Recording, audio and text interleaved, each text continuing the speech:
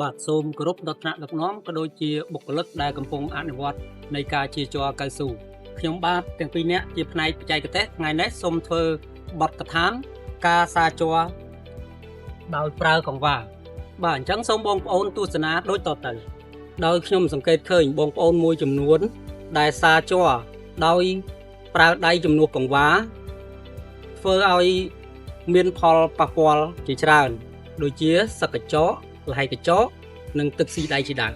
ដោយការយល់ឃើញពីទុក្ខលំបាករបស់បងប្អូនទើបក្រុមហ៊ុនណែនាំឲ្យបងប្អូនត្រឡប់មកប្រើកង្វះជំនួសដៃវិញដោយការប្រើប្រាស់កង្វះដំបូងតែងតែមានភាពលំបាកបន្តិចបន្តួចក៏ប៉ុន្តែបើសិនជាបងប្អូនប្រើជាប្រចាំបងប្អូននឹងមានភាពងាយស្រួលលឿនជាងមុនហើយនឹងមិនប៉ះពាល់ដល់បងប្អូន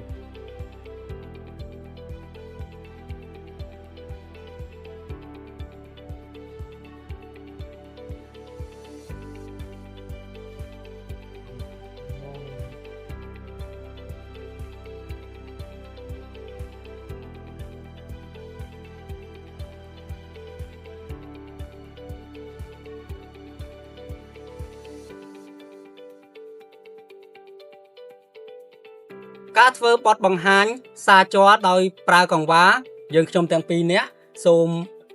ចប់នៅត្រឹមនេះសូមអរគុណសូមជម្រាបលា